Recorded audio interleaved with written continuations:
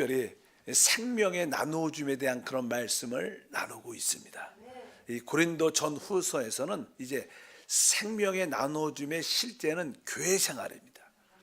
이 교회 생활이 어떻게 이루어지는가, 또 교회 생활 안에서 발생되는 문제를 어떻게 해결하는가, 그런 내용이 고린도 전후서에 기록되어 있죠.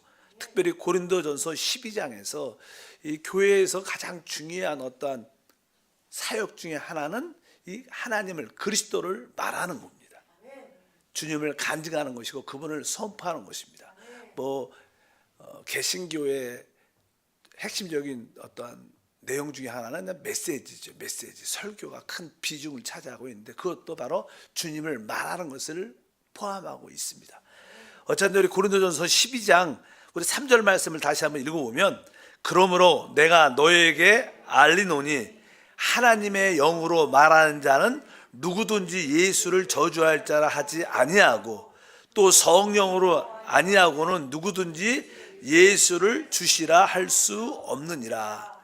특별히 12장에 보면 은사 중에 가장 귀한 은사를 설명을 쭉 하는데, 일단 그것은 다른 것이 아니라 하나님의 영으로 말하는 자는, 그러니까 우리는 거듭난 우리 영 안에 성령이 와 계시기 때문에 그 성령이신 하나님의 영으로 말을 해야 된다는 거예요. 성령을 따라 말하는 것은 중요한 은사 중에 은사입니다.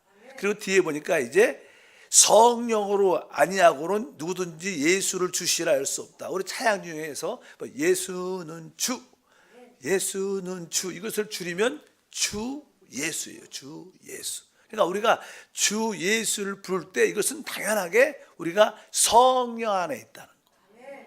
보통 사실 일반적인 우리 교회를 다니는 사람도 이렇게 주 예수 이렇게 말 잘 못합니다. 생각보다. 그냥 우리 순복음의 특징은 할렐루야, 할렐루야, 할렐루야도 우리 순복음 오순절 계통의 성도들은 할렐루야 인사를 이렇게 잘하는데, 막상 다른 교단에 가면 이렇게 사람 보고 할렐루야 그러면 경망스럽게 그렇게 말하시는 분도 있더라고. 내가 옛날에 그런 얘기를 한번 들은 적이 있어요. 어떤 자는 다른 교단 성사님을 만나갖고 할렐루야 그러니까 그 할렐루야 이렇게 아무 때나 막 경망스럽게 부르냐고, 뭐 나이가 많으신 목사님인데 막 뭐라 그러더라고요. 그래서 다르다. 바로 이 성령을 하지 않고는 예수를 주시라 할 수 없어요. 여러분들이 항상 입에서 성령 안에 있다는 증거는 뭐예요? 주 예수. 여러분들이 주 예수, 주님을 사랑합니다. 주 예수, 주님은 나의 생명입니다. 주님은 나의 인격입니다. 주님은 나의 능력입니다. 주님이 나를 위로하십니다. 주님이 내 속사람을 강건하게 하십니다. 이렇게 주 예수를 붙이고 이렇게 좀 더 단어를 한두 가지 추가하면 그것이 뭐예요? 주님을 말하게 되고 주님을 높이게 되는 것이다.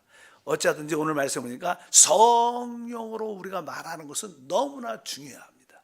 왜냐하면 우리가 주님을 이렇게 입을 열어 말할 때 우리 안에 생명의 그 흐름이 나타나기 때문에, 생수의 강이 흘러난다. 어느 때 생수의 강이 흘러나요?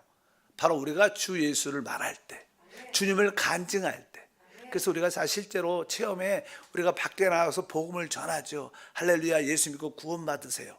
아무것도 아니지만 만나는 모든 사람에게 할렐루야, 예수 믿고 구원 받으세요. 예수 믿고 구원 받으세요. 전도者이렇게 계속 전도를 하고 나면요, 우리가 일단은 예수를 많이 말합니다. 듣든지 안 듣든지 말할 때, 그래서 우리에게 기쁨이 충만해지는 이유는 우리 영 안에서 뭐가 생명이 흘러나오니까 우리에게 기쁨과 자유와 평강, 해방을 주시는 줄 믿습니다. 그래서 성령으로 그리스도를 말하는 건 중요하다. 왜? 생명의 흐름을 체험하기 때문에.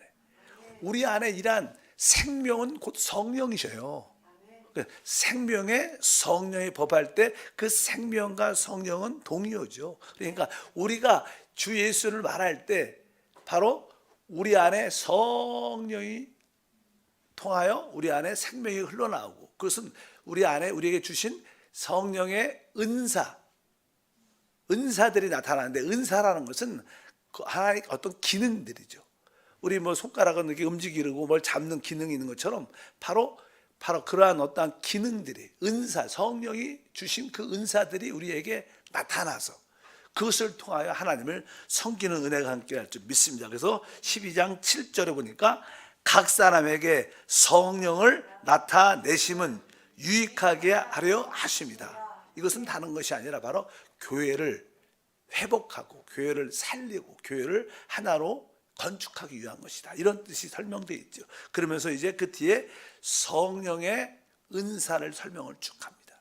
여기 항목에는 뭐 9가지 정도 성령의 은사를 설명을 간단하게 합니다. 우리가 어쩌든지 성령으로 주 예수를 말하면 생명의 흐름이 있고, 생명의 그 흐름은 은사를 나타나고 내가 어떠한 은사가 있는 것을 알게 됩니다. 그래서 거기에 먼저 우리 몇 가지 은사에 대해서 말씀을 보면 12장 8절에 어떤 사람에게는 성령으로 말미암아 지혜의 말씀을, 어떤 사람에게는 같은 성령을 따라 지식의 말씀을, 바로 이 성령께서 다양하게 그 지체에 합당하게 은사를 주시죠. 첫 번째는 지혜의 말씀. 뭐 사실 지혜는 지난번에 말씀했죠. 지혜가 무엇이냐?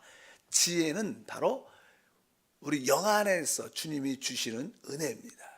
그래서 이 지혜라는 것은 뭐 지식은 우리가 많이 배워서 이렇게 습득해서 그것을 사용하는 것을 말하는데, 지식은 하나님이 깨닫게 하고, 근데 하나님이 우리 영 안에서 말씀하시기 때문에 지혜는 영으로부터 영 안에서 옵니다. 근데 이 지혜의 시제가 우리 그리스도입니다. 그래서 이 고린도 여기에 보면, 전서에 보면 그리스도가 우리의 능력이요 우리의 지혜다. 그리스도가 우리의 지혜가 되는데 그분이 바로 우리의 의와 거룩함과 구속함이 되신다. 그러면서 이 지혜는 바로 우리의 그리스도를 말씀합니다. 그러니까 여러분 입에서 하나님이 우리에게 계시할 때 우리가 무엇을 깨달을까? 바로 하나님의 아들 그리스도를 하나님은 계시해줘요. 그러니까 여러분들이 그리스도에 대한 깨달음이 깊어지고, 그리스도를 알 때마다 여러분 사실 어떻게 보면 지혜의 은사가 있는 거, 지혜의 그런 말씀의 은사의 길 주여 축복합니다. 베드로가 말하죠. 주는 그리스도요, 살아계신 하나님의 아들이다. 그러니까 우리 주님께서 네가 이것을 안 것은 하나님이 뭐 해줬다는 거예요? 계시해줘서 알았다는 거예요. 인간의 지혜로 예수가 그리스도, 이걸 알 수 있죠. 하나님이 우리의 영적인 눈을 열어주셔야지 예수가 그리스도이심이 믿어지고 구원받게 돼요. 그리스도를 아는 것은 바로 계시의 영이 있어야 되는데, 바로 그 계시의 영이 지혜를 의미합니다. 어쩌든지 여러분에게 그리스도가 깊이 깨달아진 사람은 지혜의 말씀의 은사가 있는 것이다. 두 번째는 지식의 말씀의 은사. 또 성경은 많은 가르침이 있죠. 성경을 이렇게 읽고 뭐 그리스도에 대한, 교회에 대한 계시의 말씀도 있지만 또 다양한 여러 가지 이야기들이 많이 기록되어 있어요. 실제 이야기들이. 근데 그런 말씀을 아주 잘 풀어서 그 지식을 잘 전하는 사람들이 있습니다. 뭐 교사들이 그렇죠. 교사들은 이렇게 친구들이나 또 지역장들은 이렇게 성경에 있는 말씀, 예를 들어서 뭐 누가복음의 15장에 나오는 어떤 비유 같은 게 있죠. 양이 100마리가 있는데 그 한 마리를 잃어버려서 다른 양을 다 놔두고 목자가 그 양을 찾으러 가서 그 양을 찾아와서 그 즐거움을 누리는, 이러한 이야기들. 뭐 성령께서 어떠한 여자가 드라카마를 찾는 그런 이런 설명을 아주 지혜롭게 잘 알아듣도록 또 하시는 분들이 있어요. 그런 사람들은 성경에 대한 지식의 말씀의 은사가 있는 거예요. 이런 이야기를 여기 말씀합니다. 뭐 오늘은 그런 이야기 하는 게 아니라, 그 다음에 또 어떤 내용이냐면 9절에 보니까 다른 사람에게는 같은 성령으로 믿음을, 어떤 사람에게는 한 성령으로 병 고치는 은사를, 여기도 이제 말씀하죠. 믿음의 은사. 여기서 믿음의 은사하는 것은 우리가 그냥 주 예수를 믿고 구원받는 그 은사가 아니라 믿음으로 어떠한 기적을, 어떤 큰 응답을 받는 그런 믿음의 은사를 말하죠. 믿음의 은사. 그래서 믿음의 은사는 진짜 어느 순간에 순간적으로 성령께서 그런 은사를 주시면, 내가 이거 기도하면 이거 되겠다. 우리 믿음의 은사의 핵심은 우리 주 예수님이 그런 믿음의 은사가 있죠. 원래 다 하나님이 다 있지만 그분이 뭐 열매 없는 무화과나무를 지나가다가 다시는 사람이 너에게서 열매를 따먹지 못하리라 그러고 그냥 지나가셨어요. 그리고 다음 날 또 지나가니까 뭐예요? 그 나무가 뿌리로부터 말라갖고 쟤네들이 놀라죠. 우리 주님은 이렇게 말씀하실 때 당연하게 그렇게 될 걸 어떻게 해요? 믿으셔요. 그분이 말씀하시면 무조건 당연히 이루어진다. 이렇게 단순하게 말한 것이 믿어지는. 그래서 우리가 주님께서 그런 이야기를 하죠. 바로 너희 하나님을 믿으라. 예를 들어서 이 산 들리어 바다에 던지라 하고 그 말한 것이 이룰 줄 믿고 의심치 아니하면 그대로 되리라. 너희가 믿고 구한 것은 받은 줄로 믿으라. 이렇게 그냥 우리 같은 사람은 보통 일반적인 사람들은 여기 문제가 있는데 이것이 들려 바다에 던져줘라. 없어. 이 장애물이 사라져라. 그리고도 기도했는데도 또 의심이 생겨. 안 믿어져. 근데 믿음의 은사가 있는 사람들은 믿음으로 선포하면 그것이 그냥 믿어져서 염려 걱정도 없고 그냥 가. 근데 진짜로 이루어지는 거야. 그러니까 모든 사람이 그렇지 않지만 믿음의 은사도 중요한 겁니다. 믿음의 은사를 또 사모하는 우리 모두가 되어야 될 줄 믿습니다. 그 다음에 어떤 사람에게는 성령으로 병 고치는 은사. 병 고치는 은사가 있어요. 우리가 성령 충만을 받고 우리가 주 예수의 체험이 깊어질 때 어느 날 하나님의 은사라는 것은요 선물이야. 선물은 누가 선물을 줄 때 이번에도 뭐 그렇게 우리 이영호 목사님이 초청성회 때 그냥 오신 분들 우리가 가장 이 시대에 좋은 거 마스크를 주자. 그럼 뭐 오신 분은 그냥 다 주는 거예요.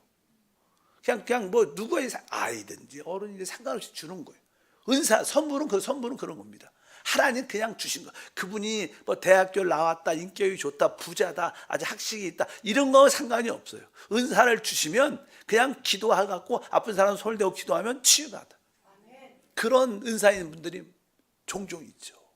그래서 기도하면 그래서 우리 조영기 목사님 같은 경우에는 전에 한번 그런 말씀하셨어요.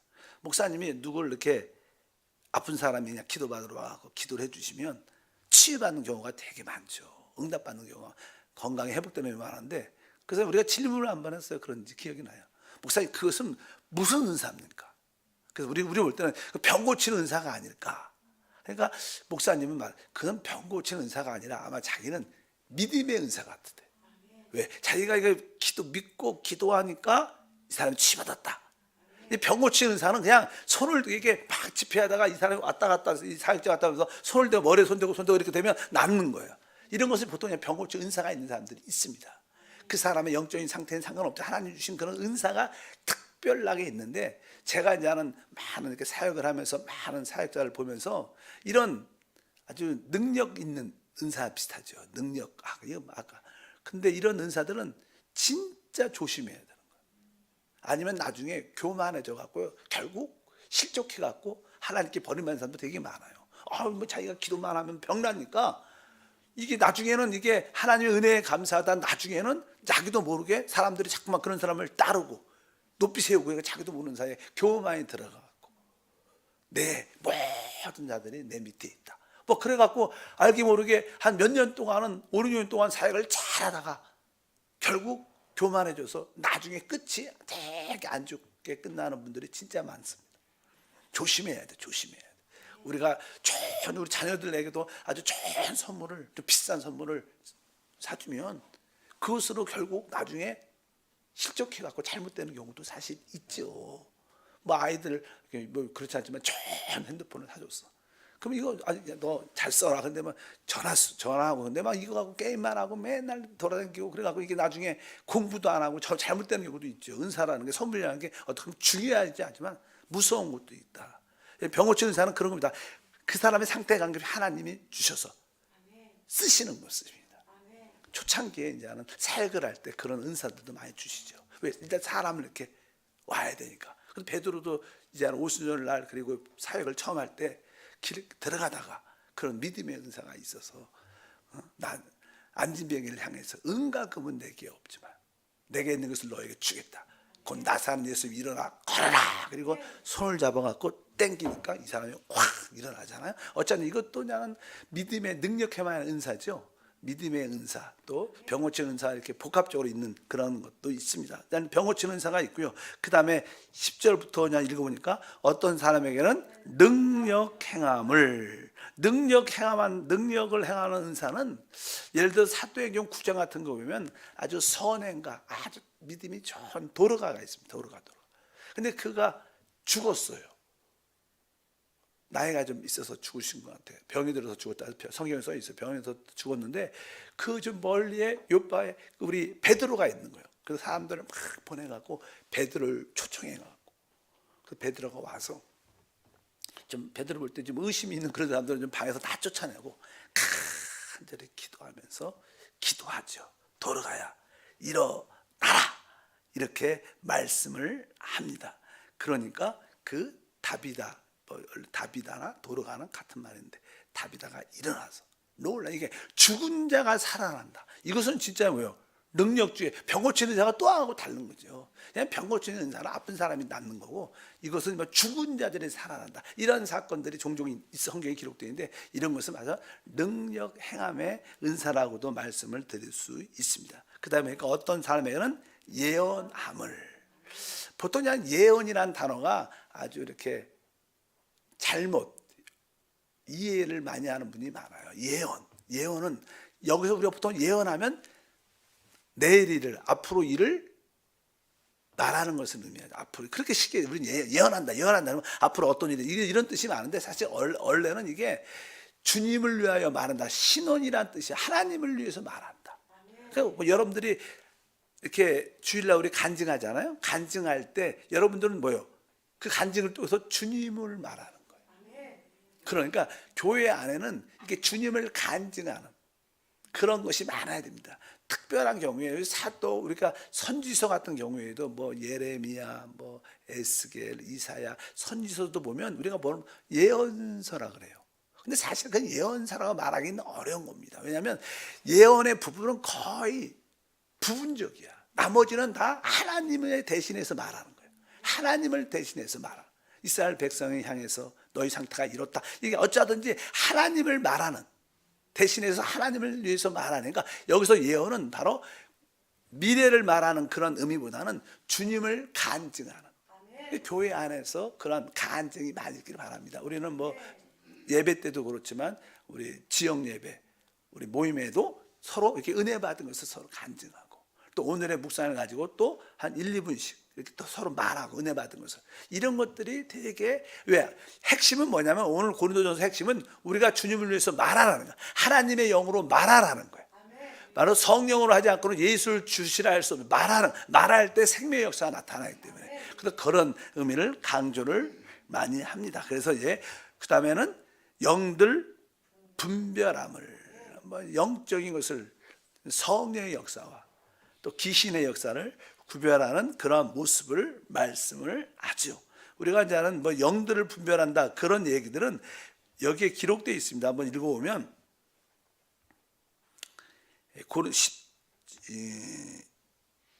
디모데전서 4장 1절, 디모데전서 4장 1절 보면, 그러나 성령이 밝히 말씀하시기를 후일에 어떤 사람들이 믿음에서 떠나 미혹하는 영과 귀신의 가르침을 따르리라 하셨으니, 이 말세가 되면요 생각보다 이 미혹의 영과 귀신들의 가르침이 많습니다. 교회 안에서도. 근데 사람들이 구별을 잘 못해요.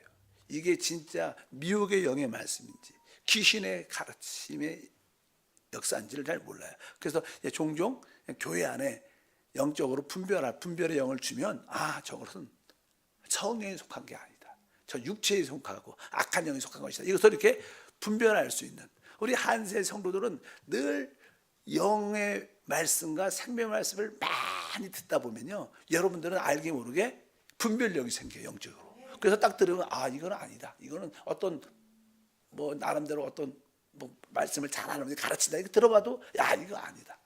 그 여러분들이 그런 분별력이 지금은 있다고 난 생각합니다. 그래서 이게 사실 옛날에 그런 이야기를 해요. 뭐 그냥 세계 통화가 보통 그냥 달러잖아, 달러. 근데 달러를 위조 지폐와 진짜를 구별하는 법 아주 간단하게 써 있다. 뭐 이게 너무나 정교하게 만드니까 구별하기 어려운데, 진짜와 진폐와 가짜 돈을 구별한 것은 진짜를 진짜 수없이 만진대. 진짜만 계속 만지고 있다가 가짜를 딱 만지면 느낌이 다르대. 그래서 그렇게 구별하는 게 제일 맞대요. 뭐 그림을 자꾸 워낙 정교했지근데 그걸 어떻게 하겠어.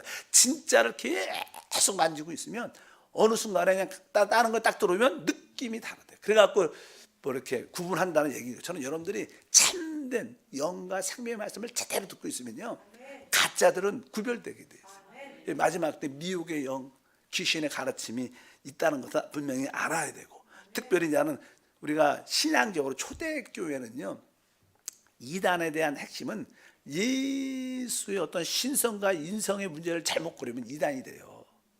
그래서 예수님이 사람으로 육신을 오지 않았다 이렇게 말하는 사람도 막 있는 거예요. 또 어떤 분들은 또 예수님이 사람이 아니라는 거, 사람은 안 오셔. 그분이 사람을 안 오시면 우리를 구속하지 못합니다. 왜? 그분이 사람이 아니면 피가 없잖아요. 모든 죄는 피 흘림이 있어야 되는 거예요. 그분은 그래서 완전한 사람으로 오셨고, 또 그분은 실제로 또 하나님이셔요. 신성을 갖고 계십니다. 이런 거에 문제가 많이 생기니까 그냥 우리 한번 읽어보고, 길지만 요한일서 4장 1절과 3절에 이렇게 말합니다. 사랑하는 자들아, 영을 다 믿지 말고 오직 영들이 하나님께 속하였나 분별하라. 많은 거짓 선지자가 세상에서 나왔음이라. 이로써 너희가 하나님의 영을 알지니 곧 예수 그리스도께서 육체로 오신 것을 시인하는 영마다 하나님께 속한 것이요, 예수를 시인하지 아니하는 영마다 하나님께 속한 것이 아니니 이것이 곧 적 그리스도의 영이니라. 오리라 한 말을 너희가 들었거니와 지금 벌써 세상에 있느니라. 여기 적 그리스도는 뭡니까? 바로 우리 그리스도를, 바로 그리스도의 인성이나 그리스도의 신성을 부인하는 자들은 진짜 하나님을 대적하는 거니까 다 적 그리스도다 이렇게 말씀하는 것입니다. 어쩌든지 이런 영적인 것을 분별할 수 있는 은혜를 축복합니다. 그리고 마지막에 10절의 끝에 뒤에 마지막에 두 가지 나오죠. 다른 사람에게는 각종 방언을 말함을, 어떤 사람에게는 방언들 통역함을 주시나니. 그래서 방언의 은사와 또 방언의 통역을 하는 그런 은사도 주신다 이렇게 말씀을 합니다. 그러면서 그냥 방언에 대한, 여기가 9가지 은사를 설명하는데 처음에가 뭐예요? 지혜의 말씀의 은사, 지식의 말씀의 은사, 마지막은 바로 방언의 은사와 방언 통역의 은사. 여기서 사도 바울이 이렇게 쓰는 이유가 있는데, 그 고린도 교회가 너무 문제가 많았어요. 아주 은사도 충만하고 좋은 점도 많았지만, 그러다 보니까 그 교회 안에, 교회의 핵심은 무엇입니까? 교회의 핵심은 주님과 우리가 한 영이 되는 거예요. 그리고 우리 모든 성도들, 지체들이 그리스도 안에서 한 몸이 되는 거예요.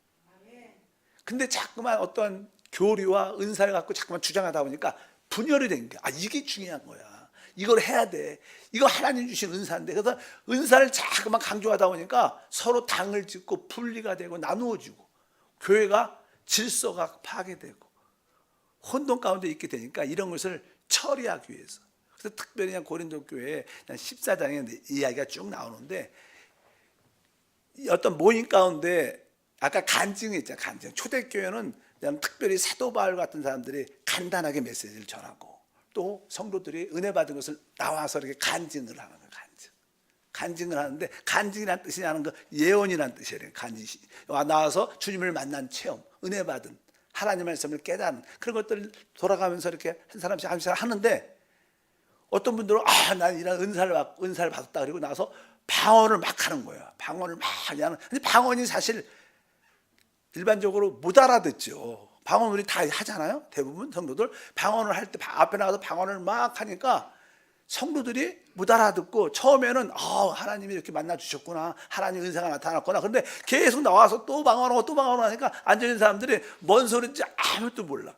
그것이 사실 성도들에게 어떤 유익을 주지 못하는 거예요. 그래서 방언은 어떻게 보면 믿지 않는 사람들, 처음 온 사람들한테는 되게 표적처럼 좋은 거예요. 그러나 신앙생활 잘하는 사람한테는 유익을 주지 못하고, 그것은 개인적으로 유익이 있어요. 우리가 방언을 많이 하면 뭐예요? 우리의 영이 강건해져요. 기도하는 거니까. 우리 속사람이 강건해지니까 성령의 은혜와 능력을 더 체험하는데, 이 방언은 개인적인 축복을 위하여 있는 거예요. 성도들 앞에서 방언한다는 것은 이해를 못 따라하니까 덕이 세워지지 않는 것이다. 그래서 특별히 방언에 대한, 지금 12장 하잖아요. 그 다음에 13장 나오고 바로 14장에 방언에 대한 설명을 쭉 하는데, 사도 바울이 이렇게 말합니다. 14장 2절을 보니까 방언을 말하는 자는 사람에게 하지 아니하고 하나님께 하나니 이는 알아듣는 자가 없고 영으로 비밀을 말합니다. 그러니까 방언은 사람한테 하는 게 아니라는 거예요. 하나님께 그 비밀을 말하는 것이기 때문에 하나님이 알아듣는 거니까 개인적으로는 방언을 많이 해야 돼요. 기도할 때. 그러나 앞에 공식적으로 나와서는 방언을 막 하는 게 합당치 않다. 그런 자들이 많으니까 사도 바울이 다시 한번 하나님의 지혜를 받고 혹시 방언하면 방언을 통역하는 사람도 같이 나와서 하라는 거야. 그래야지 방언을 통역해주면 성도들도 은혜 받잖아요. 아, 이런 뜻이구나. 내가 이렇게 하나님 앞에 더 가까이 뜨겁게 믿음으로 교회를 섬겨야 되는구나 깨달으니까 방언을 하되 방언 통역하기를 심써라. 그리고 뒤에 13절에 말하죠. 그러므로 방언을 말하는 자는 통역하기를 기도할지니. 그래서 이제 여러분들이 종종 기도할 방언 기도를 많이 하다 보면 진짜 이게 무슨 뜻인가 알고 싶을 때 여러분들이 하나님 내가 하고 있는 방언의 뜻을 가르쳐 주세요. 그렇게 기도를 그렇다고 금방 가르쳐 주지 않죠. 계속 사모하는 마음이 있으면 어느 순간에 그것이 깨달아진다. 제가 오래전이죠. 그냥 선교지에 있을 때 가라간다 알죠? 가라간다. 가보시죠? 가보신 분 있나? 가라간다 교회에 부흥회를 갔어요. 그래서 이제 그 지역에 부흥을 하고자 하는 지역에 있는 사람들 막 초청해서 그냥 말씀을 전하고 그냥 통성 기도하는 시간에 그냥 다 같이 기도하자. 그래서 제가 우리 적어도 1시간 이상 기도할 거다. 그냥 기도를 쭉 하는데 뭐 1시간 계속 말로만 기도하기 어려우니까 그냥 방언 기도 한 30분 동안 계속했어요. 따갑게 또 이렇게 안수도 해주면서 방언 기도를 따갑게 하는데 다른 교회를 다니는 사람이 러시아 사람인 것 같아요. 러시아 사람이 정교 쪽에 다니는 사람이 예배 다 끝나고 손을 들고 자기가 하고 싶은 말 했다는 거예요. 그래서 나와 보시라고. 그러니까 또 나와서 간증해 보시라 그러니까 다른 뜻이 아니라 자기가 기도하는데 하나님께서 그 설교자 이렇게 강사님의 방언 기도를 막 하는데 깨달아졌다는 거예요. 하나님이 깨닫게 간증해야 되는 거예요. 대부분 내 간증이 주님 속히 오시옵소서. 이 간증 이걸 이렇게 계속 기도한다는 거예요. 그래서 제가 그 간증을 들으면서 진짜 같이 믿어지더라고. 아니, 얼마나 그게 좋은 의미예요, 안 그래요? 주님이 곧 오신다, 주님이 곧 오신다. 이런 내용이 많이 포함되어 있다고 간증을 하고 내려가셨는데 어쩌든지 여러분들이 방언에 대한 알고 싶으면 오늘 여기 써 있었잖아. 방언을 말하는 자는 통역하기를 기도할지. 사모하면 그렇다고 하면 방언마다 계속 의미를 두는 것은 의미가 많고 어쩌든 여러분들이 방언의 은사가 있다. 9가지 중에. 근데 나는 여기까지 하면 안 돼요. 그냥 몇 가지만 더 하면요. 고린도 전후서에 은사가 몇 가지 설명을 더해요. 그 다음에 거기 12장에 보면요. 28절에 하나님의 교회 중에 몇을 세우셨으니 첫째는 사도요, 둘째는 선지자요, 셋째는 교사요, 그 다음은 능력 행하는 거자요, 그 다음은 병 고치는 은사요, 서로 돕는 것과 다스리는 것과 방언, 각종 방언을 말하는 것이라.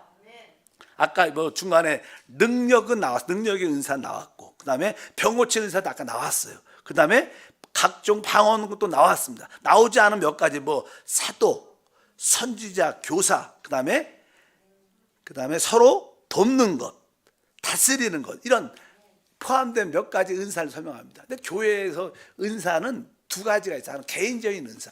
아까 지혜의 말씀의 은사, 지식의 말씀의 은사, 병 고치는 이건 개인적으로 하나님이 주시는 겁니다. 그러나 교회를 위해서 주시는 은사예요. 교회를 위해서. 사실 은사란 뜻이 뭐예요? 선물이에요. 선물. 근데 제가 전에 그런 말을 했어요. 한세 교회에 하나님이 주신 최고의 선물은 어떻게 보면 우리 교육자예요. 교육자. 어떻게 보면 여러분에게는 담임 목사지. 왜? 하나님이 선물로 담임 목사를 주셨기 때문에 그를 통하여 하나님 말씀도 배우고 하나님의 은혜도 깨닫는 거예요. 그러니까 선물, 그러니까 교회를 위한 은사는 사람입니다. 우리 여의도 순복음교회, 오순절교회 최고의, 지금 청구하셨지만 최고의 하나님 주신 선물 조영기 목사님이죠. 지금 문제는 여의도 순복음교회는 이용호 목사님이죠.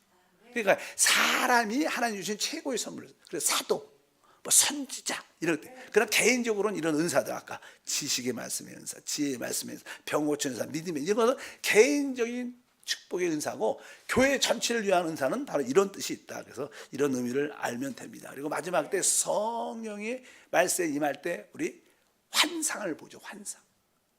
꿈을 꾸고 환상. 이런 꿈을 꾸고 환상을 보는 것도 하나의 은사예요. 은사.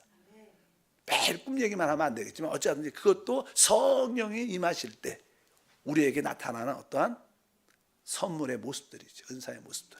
여러분에게 어찌하든지 여기서 중요한 것은 우리가 주님을 말할 때, 성령을 통해서 말할 때 생명이 흘러나와 다양한 은사를 체험하게 될 것이다. 그래서 입을 열어 자꾸만 말을 해. 주님을 간증해. 여러분들이 말을 많이 할수록 생명의 역사, 은사가 많이 나타날 줄 믿습니다. 하나님 감사합니다. 다시 한번 새벽을 깨우게 하심을 믿습니다. 성령의 은사를 사모하고 생명의 흐름이 우리 안에 있게 하옵소서. 주 예수 이름으로 기도합니다. 하늘에 계신 우리 아버지여, 이름이 거룩히 여김을 받으시오며 나라가 임하시오며 뜻이 하늘에서 이루어진 것 같이 땅에서도 이루어지리라. 오늘 우리에게 일용할 양식을 주시옵고 우리가 우리에게 죄 지은 자를 사하여 준 것 같이 우리 죄를 사하여 주시옵고 우리를 시험에 들게 하지 마시옵고 다만 악에서 구하시옵소서. 나라와 권세와 영광이 아버지께 영원히 쌓옵나이다. 아멘. 특별히